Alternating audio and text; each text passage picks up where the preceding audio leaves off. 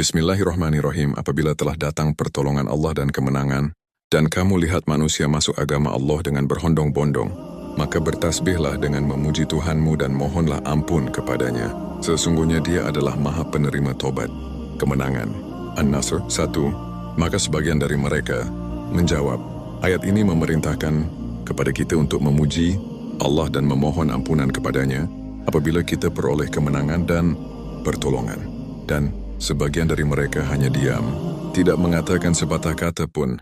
Maka Umar berkata kepadaku, apakah demikian pula menurutmu, hai Ibnu Abbas? Aku menjawab, tidak. Umar berkata, bagaimanakah menurutmu? Maka aku menjawab bahwa itu merupakan pertanda dekatnya ajal Rasulullah yang diberitahukan kepadanya. Allah berfirman, apabila telah datang pertolongan Allah dan kemenangan, An-Nasr 1, maka itulah alamat dekatnya ajalmu. Maka bertasbihlah dengan memuji Tuhanmu dan mohonlah ampunan kepadanya. Sesungguhnya Dia Maha Penerima Tobat. An-Nasr 3. Maka Umar ibn Khattab berkata, aku pun sependapat denganmu. Hadis diriwayatkan oleh Imam Bukhari secara munfarid. Imam Ibnu Jarir telah meriwayatkan dari Muhammad ibnu Humaid, dari Mahran, dari As-Sawri, dari Asim, dari Abu Razin, dari Ibnu Abbas, lalu ia menyebutkan kisah yang semisal dengan kisah di atas. Tiada hijrah lagi sesudah ini, tetapi jihad dan niat, dan apabila kalian diperintahkan untuk berangkat berperang, maka berangkatlah. Imam Bukhari dan Imam Muslim telah mengetengahkannya di dalam kitab sahih masing-masing, dan pendapat yang dikemukakan oleh sebagian sahabat dari kalangan orang-orang yang ada di dalam majelis Umar saat itu mempunyai alasan yang benar dan baik. Mereka mengatakan bahwa Allah telah memerintahkan kepada kita bila Dia telah memenangkan kita atas kota-kota besar dan benteng-benteng musuh, hendaknya kita memuji kepada Allah, bersyukur dan bertasbih kepadanya, yakni mengerjakan salat dan memohon ampun kepadanya.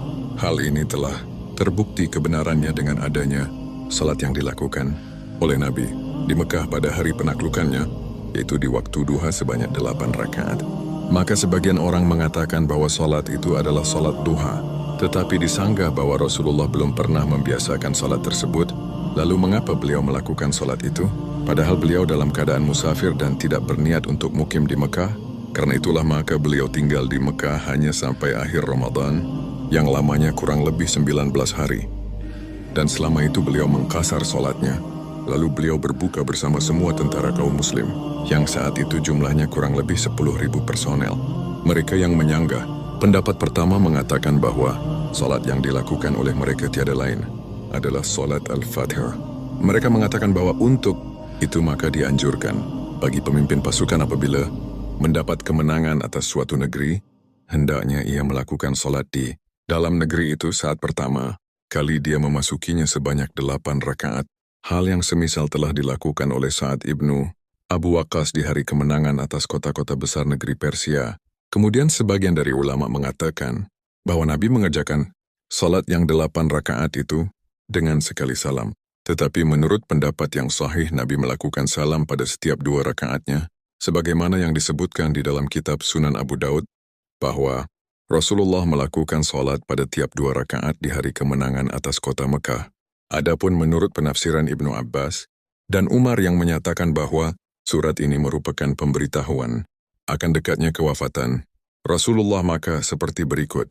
Ketahuilah bahwa apabila aku taklukkan Mekah untukmu karena ia adalah kota yang telah mengusirmu, dan manusia mulai memasuki agama Allah secara berbondong-bondong, maka sesungguhnya akan kami selesaikan tugasmu di dunia. Karena itu bersiap-siaplah kamu untuk datang menghadap kepada kami, maka negeri akhirat itu lebih baik bagimu daripada dunia, dan sesungguhnya Tuhanmu akan memberimu pahala yang membuatmu merasa puas dengannya. Karena itulah maka disebutkan oleh firman-Nya, maka bertasbihlah dengan memuji Tuhanmu dan mohonlah ampunan kepadanya.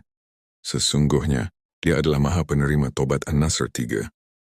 Imam Ahmad mengatakan, telah menceritakan kepada kami Waqi' dari Israel, dari Abu Ishaq, dari Abu Ubaidah, dari Abdullah yang mengatakan bahwa ketika diturunkan kepada Rasulullah firman Allah yang mengatakan, apabila telah datang pertolongan Allah dan kemenangan. An-Nasr 1 hingga akhir surat, maka beliau memperbanyak bacaan berikut bila sedang rukuk, yaitu, Maha suci Engkau ya Allah Tuhan kami, dan dengan memuji kepada Engkau ya Tuhan kami, ampunilah daku, sesungguhnya Engkau adalah Tuhan yang Maha Penerima Tobat lagi, Maha Penyayang sebanyak 3 kali, Imam Ahmad meriwayatkan hadis secara munfarid. Ibnu Abu Hatim meriwayatkannya dari ayahnya dari Amr ibnu Murrah dari Syubah dari Abu Ishaq dengan sanad yang sama. Yang dimaksud dengan al-fath di sini ialah kemenangan atas kota Mekah menurut kesepakatan semuanya. Karena sesungguhnya kabilah-kabilah Arab pada mulanya menggantungkan keislaman mereka dengan kemenangan atas kota Mekah. Mereka mengatakan, jika dia beroleh kemenangan atas kaumnya, berarti dia benar seorang nabi. Dan ketika Allah memenangkannya atas kota Mekah, maka masuklah mereka ke dalam agama Allah dengan berbondong-bondong. Belum lagi berlalu masa 2 tahun, seluruh penduduk Jazirah Arabia telah beriman, dan tiada suatu kabilah Arab pun melainkan mereka menampakkan keislamannya. Segala puji dan harapan hanyalah dipanjatkan bagi Allah.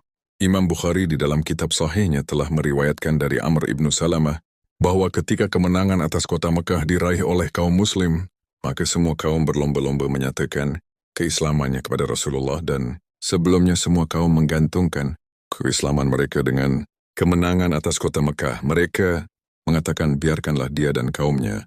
Jika dia dapat menang atas mereka, berarti dia adalah seorang nabi yang baru. Kami telah menulis kisah tentang perang kemenangan atas kota Mekah di dalam kitab kami yang berjudul As-Sirah. Untuk itu bagi siapa yang ingin memperoleh keterangan yang lebih detail, hendaklah ia merujuk kepada kitab tersebut. Segala puji bagi Allah atas karunia-Nya. Imam Ahmad mengatakan, telah menceritakan kepada kami Muawiyah ibnu Amr, telah menceritakan kepada kami Abu Ishaq, dari Al-Auza'i telah menceritakan kepadaku Abu Ammar, telah menceritakan kepadaku seorang tetangga. Dari Jabir ibnu Abdullah, dia menceritakan bahwa ketika ia baru datang dari suatu perjalanan tiba-tiba, Jabir ibnu Abdullah datang berkunjung ke rumahnya. Jabir mengucapkan salam kepadanya, kemudian aku ceritakan kepadanya tentang terpecah, belahnya manusia dan hal ikhwal, kebidahan yang mereka buat-buat. Maka Jabir saat itu juga menangis. Kemudian Jabir berkata bahwa dirinya pernah mendengar Rasulullah bersabda, Innan nas dakhalu fi dinillah afwajan wa sayakhrujun minhu afwajan. Sesungguhnya manusia masuk ke dalam agama Allah secara berbondong-bondong, dan kelak mereka akan keluar darinya secara berbondong-bondong pula. Demikianlah akhir tafsir surat An-Nasr. Segala puji bagi Allah atas semua karunia-Nya.